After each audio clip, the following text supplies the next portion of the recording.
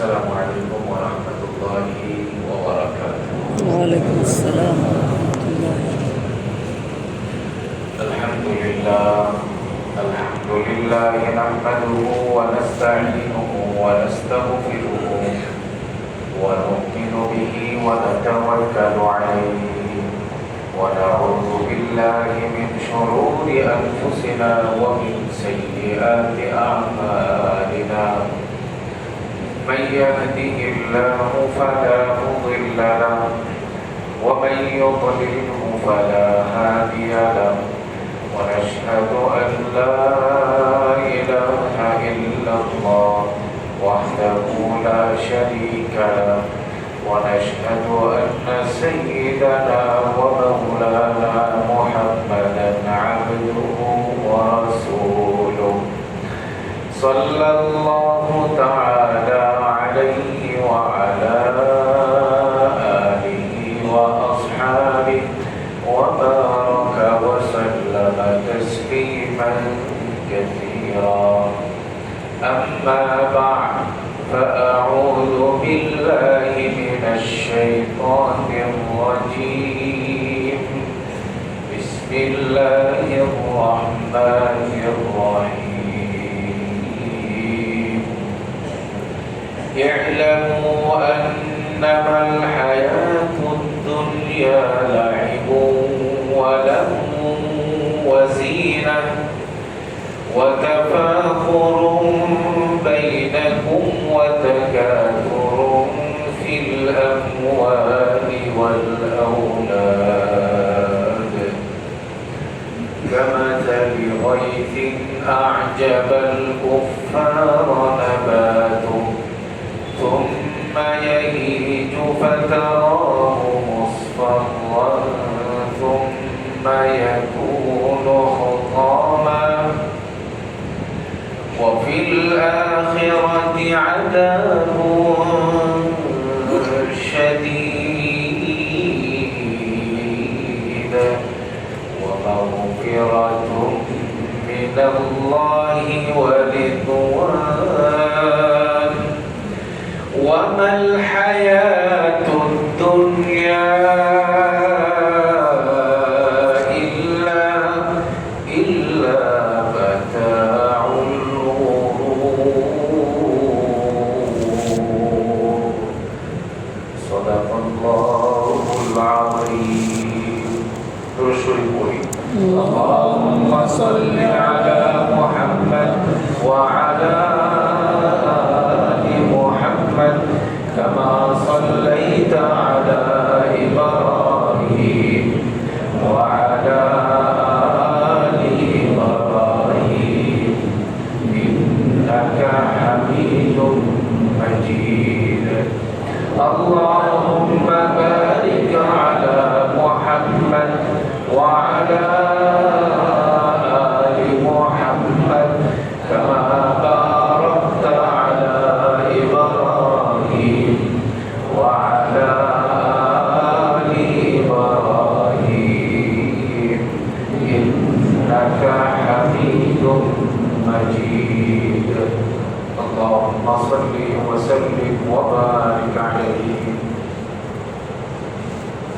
আল্লাহ তাআলার অশেষ মেহেরবানি যে তিনি আমাদের সকলকে তারপরে মুহররম মাসের 10 তারিখে পবিত্রতম দিনে অনেককে সিয়ামের হালাতে আল্লাহর হুকুম আল্লাহর গোলামি করবার জন্য আল্লাহ তাআলা তৌফিক দান করেছেন। বড় খুশি বড় আনন্দ মুমিনের জন্য আল্লাহর হুকুম পালন করতে পারা, আল্লাহর ঘরের গোলামি করতে পারা। আল্লাহ যে সেই তৌফিক দান করেছেন, শুকর আদায় করে খুশির সাথে সকলেই বলি আলহামদুলিল্লাহ। আলহামদুলিল্লাহ।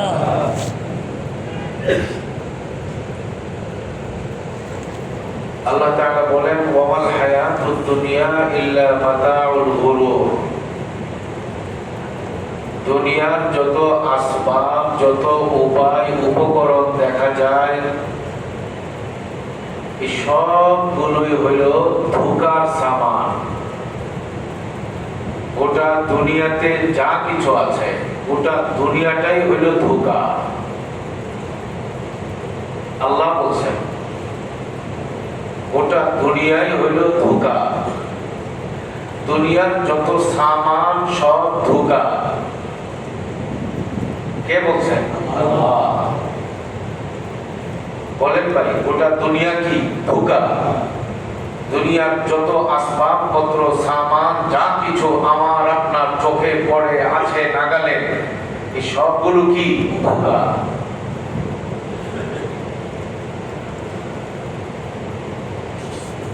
لا يغرنك تقلب الذين كفروا في البلاد متاع قليل ثم مأواهم جهنم وبئس المهاد।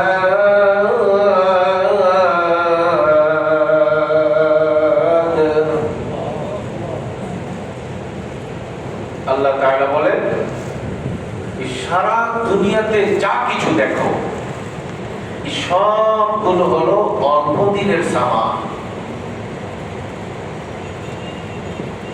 এই সারাটা দুনিয়া অল্প দিনের, এই ধোঁকার জগৎ অল্প দিনের। মাতাউন কালিল, আখিরাতের তুলনায় এই সবগুলো সামান্য সামান।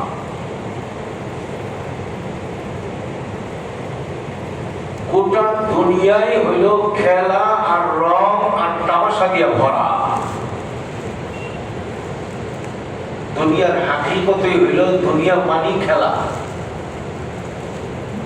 দুনিয়া মানি অনর্থক বস্তু। দুনিয়ার গোলাম যারা তাদেরকে চিনবার জন্য আল্লাহ নিদর্শন করে দিয়েছেন। যারা খেলা খেলা খেলা খেলা করে পাগল হয়ে যায়, তুমি বুঝবা এদেরকে দুনিয়া পাইছে। বলেন খেলা খেলা খেলা করে যাদের দিন যাদের রাত কাটে, এদেরকে কিসে পাইছে? বলেন দুনিয়া পাইছে। দুনিয়ার হাকিকত কি? দুনিয়ার চরিত্র কি? দুনিয়ার মাহাত্ম্য কি? দুনিয়ার পরিচয় কি? আল্লাহ বলে দিয়েছেন ইন্নামাল হায়াতুদ দুনিয়া লাইব। লাইব মানে খেলা। হায়াতুদ দুনিয়া, দুনিয়ার জীবন হইল খেলার নাম, খেলা। ইন্নামাল হায়াতুদ দুনিয়া লাইব ওয়া লাহু।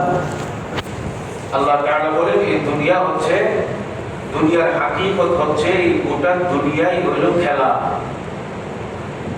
গোটা দুনিয়াই হইল অনর্থক জিনিস দিয়ে ভরা। ওয়াজিনা, এই দুনিয়া হইল সাজসজ্জা, সৌন্দর্য, পুষ্পাস, এর নাম হইল দুনিয়া।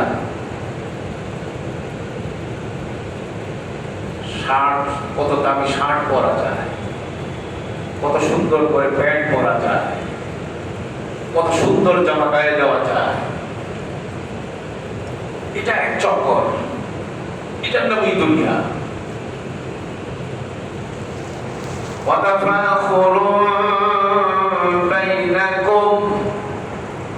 দুনিয়া মানে কি? আল্লাহ তাআলা বলেন দুনিয়া মানে হলো একটা পর্যায়ে গেলে মানুষের অবস্থা এমন হয়, সকালে দুপুরে রাত্রে আলোচনা সবকিছুতে খালি গর্ব আর ফখর। আমার এটা আছে ওর সেটা নাই, আমার এটা আছে ওর ওটা নাই। وتكاثر في الأموال والأولاد।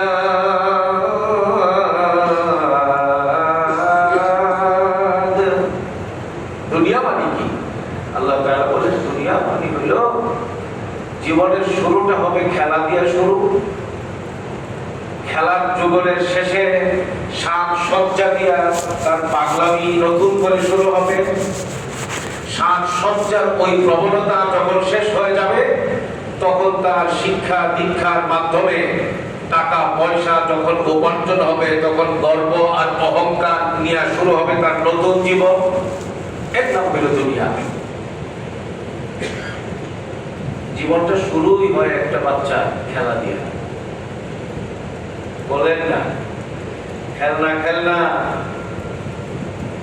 গাড়ি, মোটরসাইকেল কিনে দেয় না আমার বাচ্চাদেরকে। বলেন তো, এই বাচ্চাটার বয়স যখন 1.5 বছর 2 বছর, তার কাছে সারাটা দুনিয়ার দাম বেশি না খেলনার দাম বেশি? খেলনার দাম বেশি। দুনিয়াটা শুরুই হয় খেলা দিয়া, জীবনটা শুরুই হয় খেলা দিয়া। ফিডার বানায় দিবেন খাওয়াইতে, লিচু এনে দিবেন 1000 টাকা শো আর 1500 টাকা শো লিচু, আর বলবেন যে বাবা তুই এটা খাইতে মনে চায়, এটাও দিলাম ওইটাও দিলাম। 10 পদ 20 পদের খাবার দিলেন 2 বছর 3 বছরের বাচ্চাকে, আর তার কাছ থেকে তার খেলনাটা আপনি নিয়ে নিলেন। আপনি কি মনে করেন গোটা দুনিয়া দিয়েও এই খেলনার যে তার শখ আনন্দ সেটা পূরণ করা সম্ভব হবে? তার কাছে গোটা বাংলাদেশ, এই দুনিয়া মানি হইল এই 1 টাকার খেলনা। ইন্নামাল হায়াতুদ দুনিয়া লাইব। এই দুনিয়া হলো খেলার নাম, খেলা দিয়ে শুরু। আর ওয়াসিলা, এই দুনিয়ার পাগল যারা হবে এরা যখন আরেকটু বড় হয়, বয়সটা যখন আরেকটু বেড়ে যায়, তখন বাবার কাছে বায়না ধরে, বড় ভাইয়ের কাছে বায়না ধরে, সুন্দর জামা কিনে দিতে হবে, সুন্দর এটা কিনে দিতে হবে, সুন্দর ফুল কিনে দিতে হবে, সুন্দর ফুলের গাছ কিনে দিতে হবে। মানে এই সুন্দরের পিছনে পাগল। আচ্ছা বলেন তো, এখনকার এই বয়স, আমার যে বয়স হয়েছে, এই বয়সের আপনারা যারা আছেন, আমার দাদার বয়সী যারা এখানে মুরব্বীরা আছেন, বাচ্চারা যেটা করে খেলনার জন্য, এটাকে একদম হাস্যকর বিষয় মনে হয় না এখন আমাদের কাছে? যে এটা একটা বিষয় হইল, এই 2 টাকার খেলনার জন্য কাঁদছিলাম এক সময়। পাগল রে পাগল। আমার মতো মানুষ এই 2 টাকার খেলনার জন্য এক সময় স্বাস্থ্য ভাইয়ের সঙ্গে ঝগড়া করে থুকা ফাটায় ফেলাইছি, দাম ভাঙ্গা ফেলাইছি। এটাও একটা কাম হইল? বলেন না, এরকম থুতা মারামারি হয়েছে কি হয়েছে না? বলেন। দুনিয়া হইল খেলা। হাকিকত যখন সামনে আসে, বয়স যখন বেড়ে যায়, তখন এই সবগুলোকে তুচ্ছ মনে হয় এবং আফসোস করতে মনে চায় এবং মনে হয় যেন ওই সময়টা ছিল অনর্থক একটা সময়, পাগলামির একটা সময়।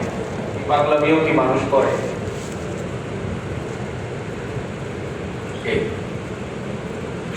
ইন্নামাল হায়াতুদ দুনিয়া লাইবু ওয়া লাহু।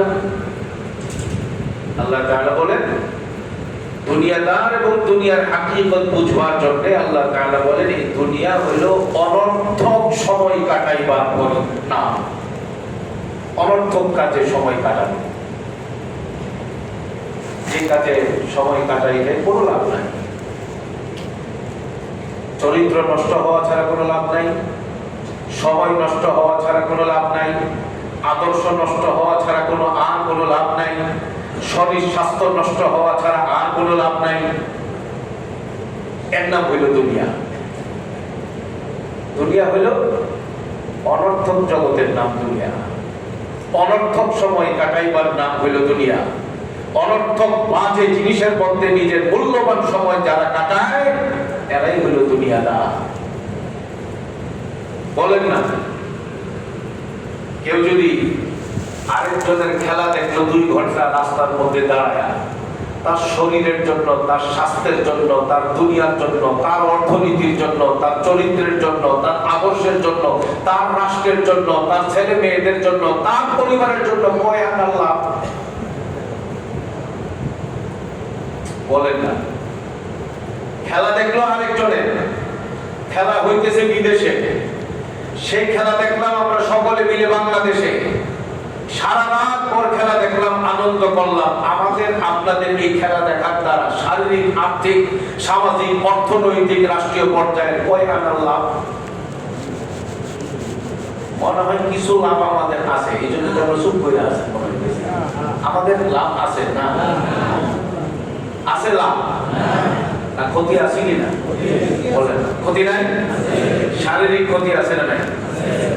বলেন না। শারীরিক ক্ষতি আছে না নাই? চারিত্রিক ক্ষতি আছে না নাই? আখিরাতের ক্ষতি আছে না নাই? আছে। অথচ দুনিয়ার দিক থেকে 2 পয়সার কোনো লাভ আছে?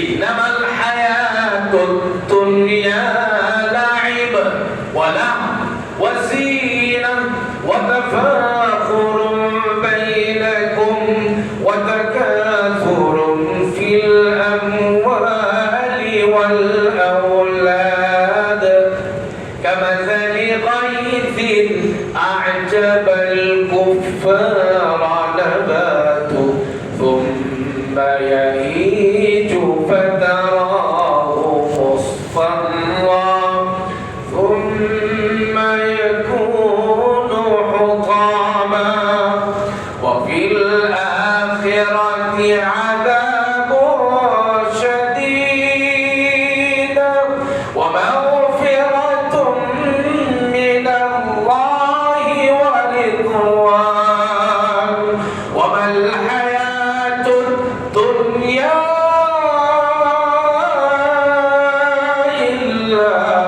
إلا متاع الغرور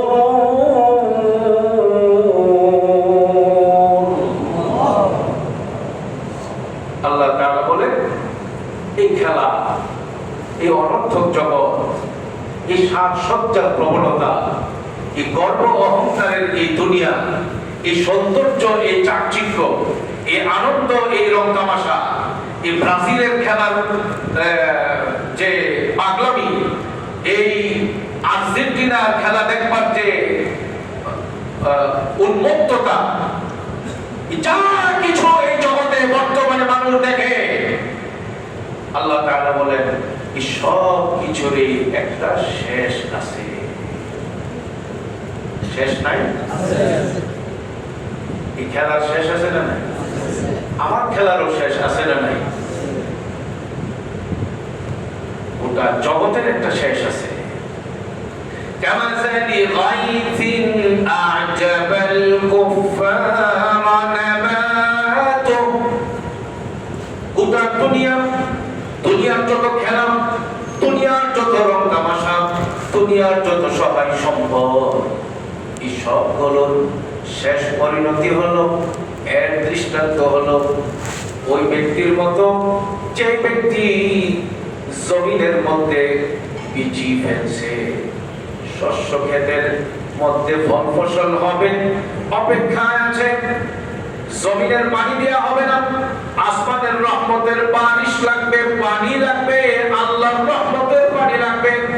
রহমতের বৃষ্টি যখন জমিনের মধ্যে পড়ল, জমিন সিক্ত হয়ে গেল, জমিনের মধ্যে বৃষ্টি বর্ষণের পরে ফল ফলাদি ফসলের গাছগুলো মাথা উঁচু করে দাঁড়ালো।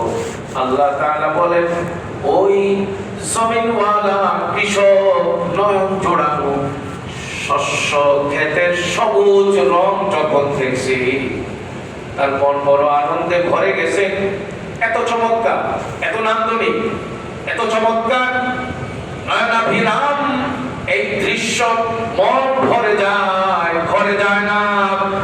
জমিনের আইনের পাশে বসে থাকে, তার কষ্ট একদিন লাঘব হবে, অনেক ধান হবে, অনেক চাল হবে, অনেক বিক্রি করলে অনেক পয়সা হবে, সে পয়সা দিয়া জায়গা কিনবে, সেই জায়গা দিয়া ডেভেলপারকে দিয়া বিল্ডিং বানাবে, ওই বিল্ডিং এর কিছু অংশের মধ্যে থাকবে আর কিছু অংশ বিক্রি করবে। এই লাভ, এই লোভ, এই প্রত্যাশা, এই সব কিছু নিয়ে যখন তার কষ্টের যাত্রা চলছে, আল্লাহ তাআলা বলেন জমিন সবুজ হয়ে গেছে, জমিনের মধ্যে ফলন আসছে ভালোই, আসমানের বৃষ্টির কারণে ওই কৃষকের জমিন একদম সবুজে সবুজে তাজা, চতুর্দিকে শুধু মন মাতোয়ারা প্রাণ আর প্রাণ সুবাতাস।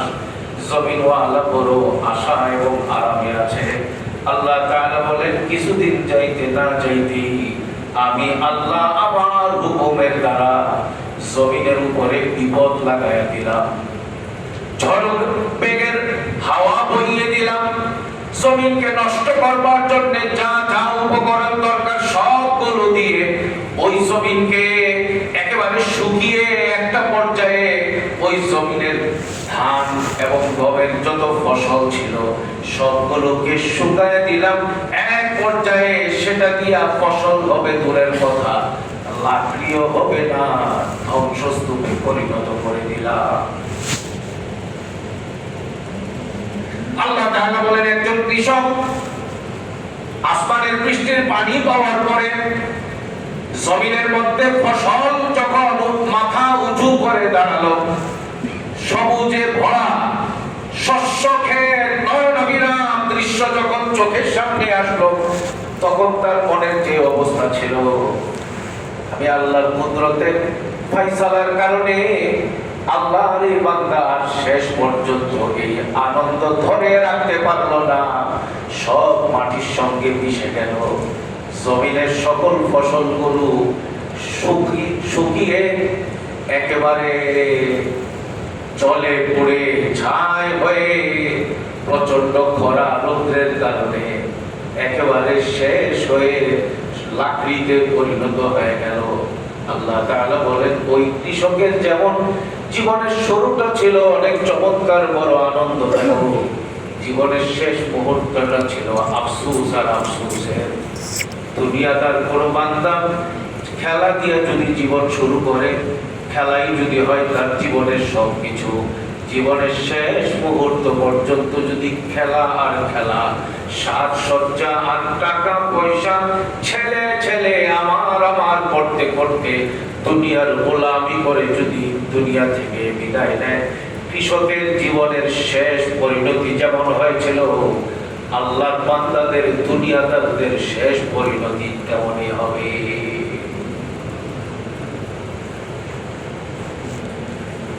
ওয়ামাল হায়াতুদ দুনিয়া ইল্লা মাতাউল গুরুর, এই গোটা দুনিয়ার যত আসবাবপত্র এই সবগুলো মানুষকে ধোঁকার মধ্যে ফেলে দিচ্ছে, সবগুলো ধোঁকার সামান। বুঝবার জন্য একটা হাদিস পেশ করি। মনটা খুব খারাপ, ব্যথায় ভারাক্রান্ত হৃদয় নিয়ে কালামে পাকের আয়াত তিলাওয়াত করছি, তরজমা করছি আমার নিজের মধ্যে আমল আনার জন্য, আখিরাতমুখী জীবন আমিও যেন বানাতে পারি, আমার সকল ভাইদের সামনে বিষয়টা যেন নতুন করে তাজা হয়, বিষয়টা আরো স্পষ্ট করবার জন্য হাদিস পেশ করছি। রাসূলুল্লাহ সাল্লাল্লাহু আলাইহি ওয়াসাল্লাম একদিন মাররা রাসূলুল্লাহ সাল্লাল্লাহু আলাইহি ওয়াসাল্লাম আলা মাসবালাতিন ফি তারিকিন মিন তুরুকিল মদিনা। মদিনা শরীফের এক রাস্তা দিয়ে নবী হেঁটে যাচ্ছিলেন, রাস্তার মধ্যে একটি ময়লার জায়গা, যেখানে মানুষ ময়লা ফেলে, ডাস্টবিন, সেখানে নবী দেখলেন ময়লা ফেলার জায়গা, ময়লার স্তূপ, এলাকার সব ময়লা ওখানে ফেলে। সাহাবাদেরকে লক্ষ্য করে বললেন, মান সাররাহু আইয়ানজুরা ইলা আদ-দুনিয়া বিহাযাফিরিহা ফালইয়ানজুর ইলা হাযিহিল মাসবালা থুম্মা ক্বালা লাউ কানাতিদ দুনিয়া তা'দিলু 'ইনদাল্লাহি জানাহা যুবাব মা আ'তা বিহা মা আ'তা কাফিরান মিনহা শাইআ। হাবিবে পাক সাল্লাল্লাহু আলাইহি ওয়াসাল্লাম মদিনার এক রাস্তা দিয়ে হেঁটে যাচ্ছিলেন, পথিমধ্যেই তিনি ময়লার স্তূপ দেখতে পেলেন। সাহাবাদেরকে লক্ষ্য করে বললেন, দুনিয়া যদি দেখতে পাও, দুনিয়া বলতে যা কিছু বোঝায়, মানুষ, খাওয়া দাওয়া, কাপড় চোপড়, আসবাবপত্র, চাকচিক্য, এই সব কিছু বলতে যেই দুনিয়া, এই দুনিয়ার পরিচয় যদি জানতে চাও, আল্লাহর নবী বলেন এই দুনিয়া কাকে বলে, দুনিয়ার রং তামাশা কাকে বলে যদি জানতে চাও, দুনিয়ার টাকা পয়সা, দুনিয়ার ধন দৌলত, দুনিয়ার জায়গা জমি, এই সব কিছু দুনিয়া বলতে যা বোঝায়, দুনিয়া মানে আমি, দুনিয়া মানে আমার ছেলে, দুনিয়া মানে আমার বাবা, দুনিয়া মানে আমার মামা, আমার মা, দুনিয়া মানে আমার স্ত্রী, দুনিয়া মানে আমার টাকা পয়সা, আমার রং তামাশা। আল্লাহর নবী বলেন, দুনিয়া বলতে যা কিছু তোমরা বুঝো, এই দুনিয়ার পরিচয় যদি কেউ জানতে চাও, ফালিয়ানজুর ইলা হাদিহিল মাসবালা। যারা দুনিয়া চিনতে চাও, দুনিয়ার হাকিকত জানতে চাও, যে জানতে চায়, যে বুঝতে চায় দুনিয়া কি জিনিস, নবী বলেন সে যেন এই ময়লার স্তূপের দিকে যেন তাকায়। দুনিয়া হলো এটা আসবে, এই দুনিয়া হলো এটা আসবে, দুনিয়া হলো এই ময়লার স্তূপ, দুনিয়া হলো এই ময়লা ফালানোর যে বিশাল স্তূপ দেখা যাচ্ছে, এটার নাম হলো দুনিয়া। দুনিয়ার হাকিকত, দুনিয়ার পরিচয় আল্লাহ নবী বুঝায় দিলেন। বুঝতে মনে হয় একটু অসুবিধা হয়ে গেছে না? বলেন না। আজকে শুক্রবার, মেয়ের জামাইকে দাওয়াত করছি, মা বাবা সবাইকে দাওয়াত করে একসঙ্গে জুমার করে খাবো, অথবা বিয়েতে দাওয়াত পাইলেন যাবেন। একেবারে দেশীয় এবং আন্তর্জাতিক যত রকমের ইন্টারন্যাশনাল খাবার, এই সবগুলো ধরেন না বুফে সিস্টেমে 150 পদ আইটেম দিয়ে খাবার খাইলেন। এই খাবার কত মজা, কত গ্রাম, সালাদের গ্রাম, বিরিয়ানির গ্রাম, এরপরে খাবারের গ্রামের নাম নেন, কত মজা, কত গ্রাম। খাবার খাওয়ার পরে এরপরে দই, এরপরে মিষ্টি, এরপরে আম, এরপরে জাম, এরপরে লিচু, এরপরে কাঁঠাল। জিহ্বার রস হইতেছে না?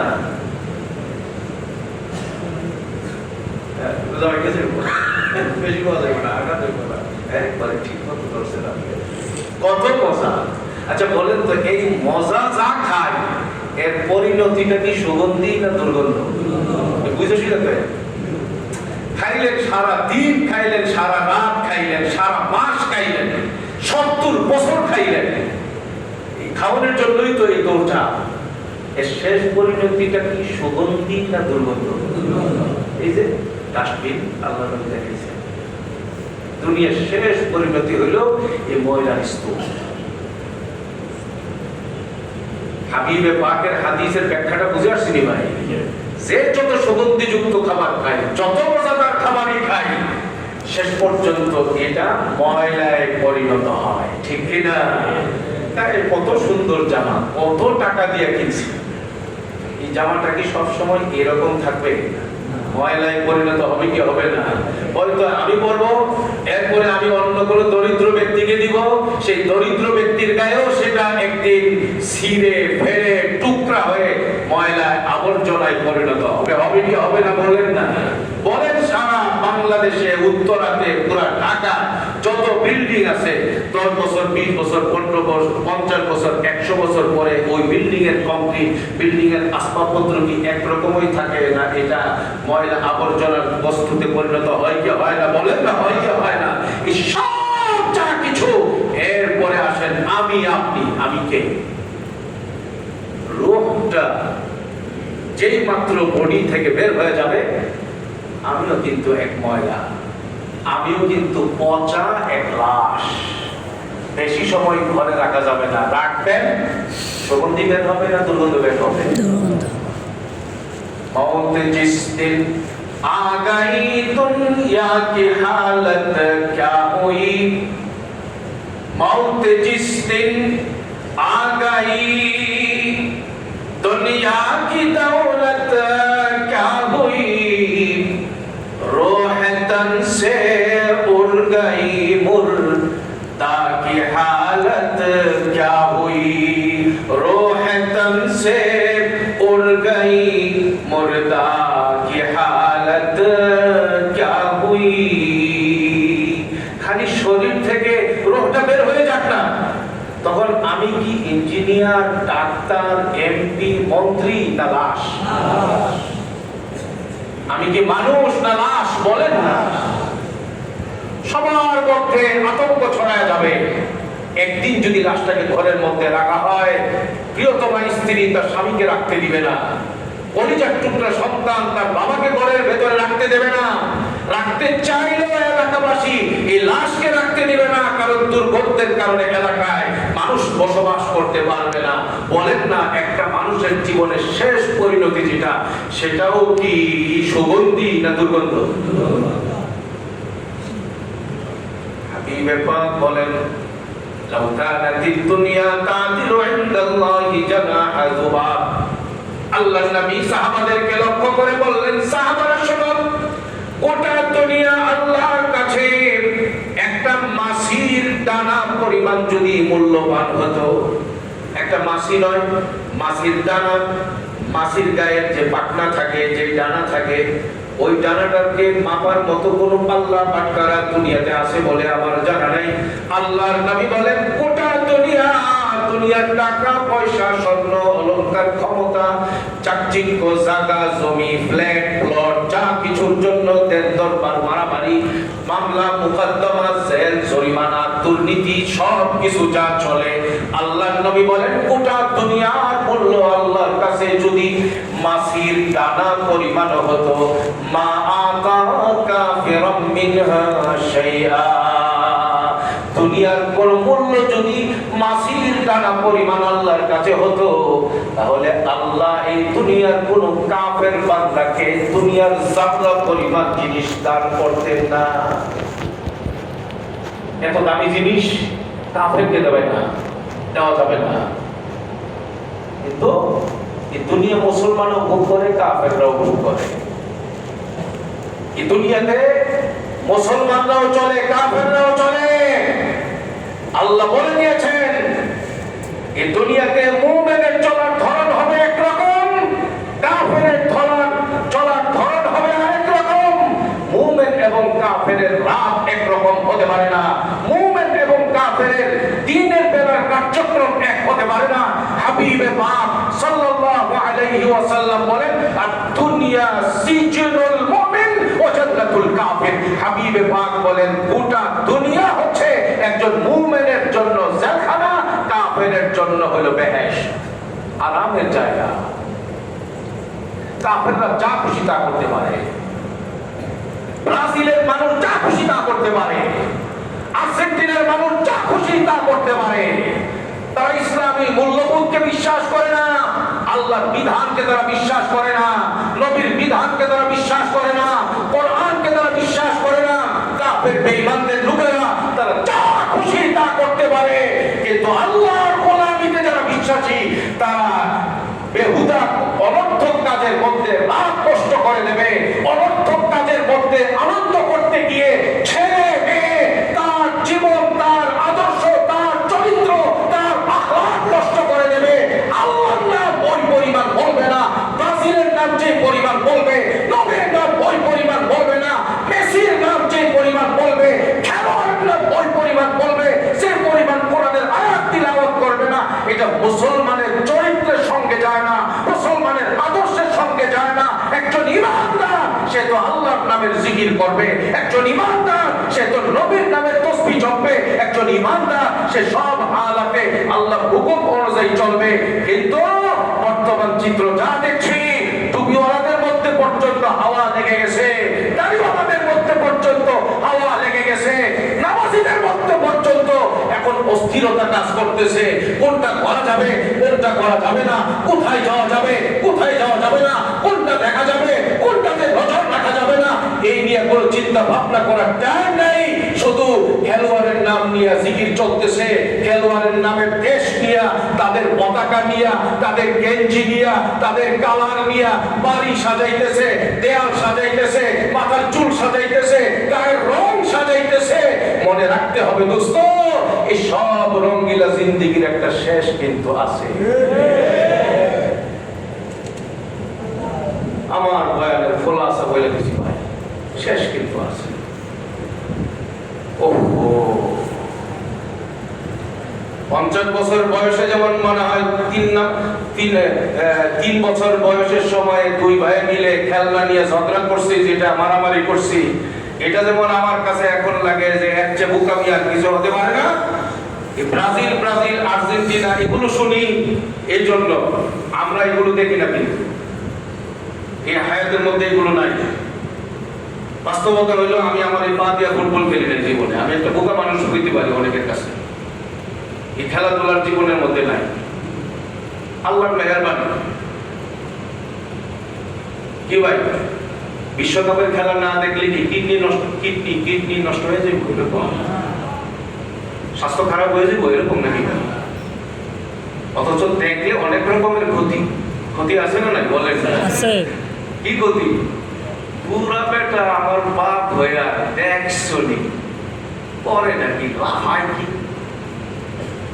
পোলাটারে কি শিখাইতেছি, এই পোলা যখন এই বুড়ার লাভ দেখে, এই বুড়ির লাফালাফি দেখে, বলেন তো এই বাবা এবং মায়ের আদর্শটা বাবা সন্তানের কাছে ভারসাম্যপূর্ণ থাকে না? সব চিন্তা করা। সামাজিক অবক্ষয় আজকে কেন? কিশোর গ্যাং কেন তৈরি হচ্ছে? কেন সমাজে অপরাধ প্রবণতা বেড়ে যাচ্ছে? এর মূলে কারণ একটাই, বড় এবং ছোটর মধ্যে যে মানামানি আর তারতম্যের বিধান আল্লাহ নবী দিয়েছেন। হাবিবে পাক বলেন, মান লাম ইয়ারহাম সাগীরানা ওয়া লাম ইউআক্কির কাবীরানা ফালাইসা মিন্না। যে ব্যক্তি বড়কে শ্রদ্ধা করে না আর ছোটকে স্নেহ করে না, সে আমি নবীর উম্মতের অন্তর্ভুক্ত না। বড়কে শ্রদ্ধা কেমনে করব? বড় আর ছোট দুইজনে মিলে যদি অবস্থা এমন হয়, কোনটা ছোট কোনটা বড় বুঝাই যায় না। শ্রদ্ধা কিভাবে হবে? কে বাবা কে ছেলে আচরণে যদি বুঝাই না যায়, পোশাকে যদি বুঝাই না যায়, কথা কাজের মধ্যে যদি কোনটা বাপ কোনটা ছেলে বুঝাই যদি না যায়, সবার পায়ে হাত রেখে বলি, দুনিয়ার আর কে কি করে ওই দিকে তাকাইবার দরকার নাই। প্রত্যেকে আমি আমার নিজকে, আমার ছেলে মেয়ে, আমার পরিবারকে নিয়ে আমি ভাববো যে আমার পরিবারের পরকালে যেন আফসোস করতে না হয়, আমার পরিবার যেন ধ্বংস হয়ে না যায়, আমি যেন ধ্বংস হয়ে না যাই, আমার সন্তান যেন ধ্বংস হয়ে না যায়, আমি যেন সন্তানের কাছে ছোট হয়ে না যাই। এই জন্য এখানে আমরা হাজার মুসল্লিয়ানে কেরাম আমরা আমাদের জীবনকে খেলা রং তামাশা থেকে নিজেকে বাঁচাইবার জন্য সর্বাত্মক চেষ্টা করব, আল্লাহর কাছে সাহায্য চাইবো। আল্লাহ খুব তৌফিক দান করেন, আমিন ইনশাআল্লাহ। মুসলিম শরীফের হাদিস, এই হাদিস দিয়ে শেষ করতে চাই। রাসূলুল্লাহ সাল্লাল্লাহু আলাইহি ওয়াসাল্লাম বলেন, ইউতা বিআনআমি আহলিদ দুনিয়া মিন আহলিন নার ইয়াউমাল কিয়ামাহ। দুনিয়ার সবচেয়ে সুখী মানুষটাকে কিয়ামতের ময়দানে আল্লাহর সামনে হাজির করা হবে। মানুষটা হলো জাহান্নামী, কিন্তু দুনিয়াতে রং তামাশা সুখ আরাম আয়েশ স্বাচ্ছন্দ্য যা কিছু দরকার ছিল কোনো কিছুর কোনো কম ছিল না তার। ইউসবাগু সাবগা ফিন্নার। আল্লাহর হুকুমে দুনিয়ার শ্রেষ্ঠ সুখী মানুষটা, যে মানুষটার জীবনে দুঃখ বলতে কিছুই ছিল না, পেরেশানি বলতে কিছুই ছিল না, যা খুশি তা করছে, জাহান্নামের আগুনে সামান্য একটু রেখে আগুনের হাওয়া গায়ে লাগানোর পরেই তাকে জাহান্নাম থেকে বের করে আনা হবে। এরপরে আল্লাহ তাআলা ডাক দিয়ে বলবেন, হাল রাআইতা খাইরান কাত্তু। এই সুখী মানুষ, কি মনে হয় দুনিয়ার কোনো আরাম আয়েশের কথা মনে পড়ে? হলুদ গেঞ্জি যে গায়ের মধ্যে লাগায় ঘুরছিলা, লাফালাফি করছিলা, মনে আছে? সাদা গেঞ্জি সবুজ গেঞ্জি লাগায় যে ঘুরছিলা, বিভিন্ন রকমের কালার মালার দিয়া কাফের খেলোয়াড়দের মতো করে নিজেকেও তাদের রঙে রঙিন করছো, অথচ তোমার গায়ে 50 বছর হয়ে গেছে, 60 বছর হয়ে গেছে, মদিনাওয়ালার দাড়ি তোমার গালের মধ্যে তুমি আনতে পারো নাই, মদিনাওয়ালার পোশাক পাঞ্জাবি তোমার গায়ে লাগাইতে পারো নাই।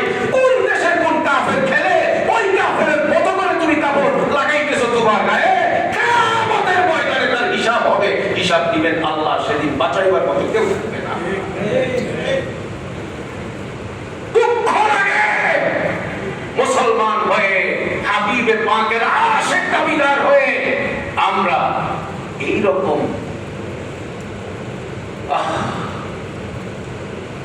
খেলার মুখী, পাগলামি, মাতোয়ারা। আবার বলে আল্লাহ ছাড়া কিছুই বুঝি না, নবী ছাড়া কিছুই বুঝি না। এই সবগুলো হালাত এইরকম। বা মুসলমান আল্লাহ আল্লাহ, বাপে রহমান রাম রাম। মুসলমানের কাছে গেলে আল্লাহ আল্লাহ, আর ব্রাহ্মণের কাছে গেলে রাম রাম, জয় শ্রীরাম। এই ধরনের চরিত্র দিয়া জাহান্নামের আগুন থেকে বাঁচা সম্ভব হবে না। মুসলমান হবে একরকম একরকম। আল্লাহর নবী সাল্লাল্লাহু আলাইহি ওয়াসাল্লাম বলেন, আল্লাহ ডাক দিয়ে বলবেন দুনিয়ার সবচেয়ে সুখী মানুষটাকে কি? জাহান্নামের হাওয়া লাগছে গায়ে। এখন দুনিয়ার কোনো রং তামাশার কথা, সুখ আরাম আয়েশের কথা কিছু মনে পড়ে? তখন বলবে লা ওয়াল্লাহি ইয়া রাব মা মাররা বি নাঈমুন কাত। আমার জীবনে আরাম বলতে কোনো কিছুই ছিল না। আমি হইলাম পৃথিবীর সবচেয়ে দুঃখী মানুষ। এক জাতাও ভালো না, মোটামুটি খালি কাজ করলো আর উঠায় নিয়ে আসলো। এই সামান্য আওয়ার সেকের কারণে সে দুনিয়ার সব রং তামাশা ভুলে যাবে, দুনিয়ার হাকিকতার সামনে চলে আসবে। হায় রে, এই 50টা বছর যা লাফালাফি করছি সবটাই হইল অনর্থ। 50টা বছরে যা গায়ের মধ্যে লাগাইছি, যা খাইছি, যা করছি, আল্লাহর হুকুমের বাইরে গিয়া এই সবগুলো ছিল রং, এই সবগুলো ছিল তামাশা, এই সবগুলো ছিল খেলা। এই সব হাকিকতার সামনে আসবে জাহান্নামের আগুন যখন তার গায়ে লেগে যাবে। আর আল্লাহ তাআলা সাথে সাথে ফেরেশতাদেরকে বলবেন ওয়ায়ুতা বিআশাদ্দিন নাসি বুসান ইয়াউমাল কিয়ামাতি মিন আহলিল জান্নাহ। কিয়ামতের ময়দানে পৃথিবীর সবচেয়ে দুঃখী এবং কঠিন পরিস্থিতির সম্মুখীন হওয়া একজন জান্নাতি আল্লাহ ওয়ালাকে আল্লাহর সামনে হাজির করা হবে। যে মানুষটার জীবনে সুখ বলতে কিছুই পায় নাই, যে মানুষটাকে জ্বালাইছে সবাই, নাস্তিকরা কষ্ট দিছে, আপনজনরা কষ্ট দিছে, শরীরেও কষ্ট ছিল, মাথার মধ্যে সমস্যা ছিল, গায়ের মধ্যেও অসুস্থতার কোনো অভাব ছিল না, চতুর্দিকে অন্ধকার অন্ধকারের জীবন ছিল, কিন্তু আল্লাহকে ভুলে নাই, নবীকে ভুলে নাই, জান্নাতকে ভুলে নাই, আল্লাহর হুকুম পালন করতে এক মুহূর্ত দ্বিধাবোধ করে নাই, আল্লাহর কথা বলতে গিয়ে কোনো লজ্জা পায় নাই, আল্লাহর নবীর মতো করে জিন্দেগি বানাইবার জন্য জীবন কোরবান করে দিয়েছে। আল্লাহ তাআলা ফেরেশতাদেরকে ডাক দিয়ে বলবেন আমার এই আশিক বান্দাটা জীবনে সুখ বলতে কোনো জিনিস দেখে নাই। ইউসবাহু সাবগা ফিল জান্নাহ, জান্নাতের ভেতরে তাকে ঢোকাও, জান্নাতের হাওয়া তার গায়ে একটু লাগাও, তারপরে আমার সামনে হাজির করাও। এই জান্নাতি মানুষটা দুনিয়ার বড় কষ্টকর জীবন কাটাইছে, পেরেশানির জীবন কাটাইছে, বড় জুলুম নির্যাতনের জীবন কাটাইছে, জীবনটা কেবলমাত্র আল্লাহর জন্যই বানাইছে। আল্লাহ তাআলা ফেরেশতাদেরকে যখন বলবে জান্নাতি পেরেশান মানুষটাকে জান্নাতে ঢোকাও আর বের করো, জান্নাত থেকে বের করা মাত্র আল্লাহ ডাক দিয়ে বলবেন ও আমার জান্নাতি বান্দা, পেরেশান বান্দা, কষ্ট স্বীকার করে জীবন কাটানো বান্দা, আল্লাহ আল্লাহ আল্লাহ করনে ওয়ালা জিন্দেগি বানানোর বান্দা, আমি এখন তোমাকে জিজ্ঞেস করি দুনিয়াতে কোনো কষ্ট হয়েছে বলে মনে পড়ে? আল্লাহকে বলবেন আল্লাহ আল্লাহ আপনার কসম করে বলি আমার চেয়ে সুখী মানুষ কেউ নাই।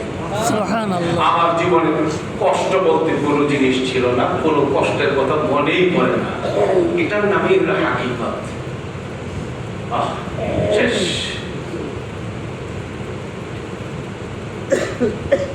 আল্লাহ তাআলা আমাদের সবাইকে দুনিয়ার হাকিকত বুঝে আল্লাহ তাআলার কাছে সাহায্য চাওয়া, আল্লাহ যেন আমাদেরকে দুনিয়ার যে ধোঁকার উপকরণ এটাকে বদলায়া আল্লাহ যেন হাকিকত বুঝার তৌফিক দান করেন, বাস্তবতা বুঝার তৌফিক দান করেন।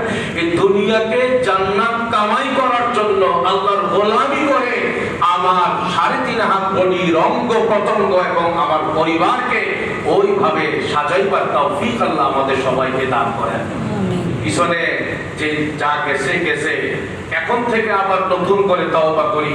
আজকে এখন থেকে এই রং তামাশা যার দ্বারা আল্লাহ নারাজ হয়ে যায় এইরকম কোন কাজ আমরা করব না। খেলাধুলা যেগুলোর দ্বারা ঈমান আখলাক আমল সমান সময় সব নষ্ট হয়, এই সবগুলো পরিহার করে চলবো। আল্লাহ আমাদের সবাইকে তৌফিক দান করেন। যারা সুন্নাত করি না যারা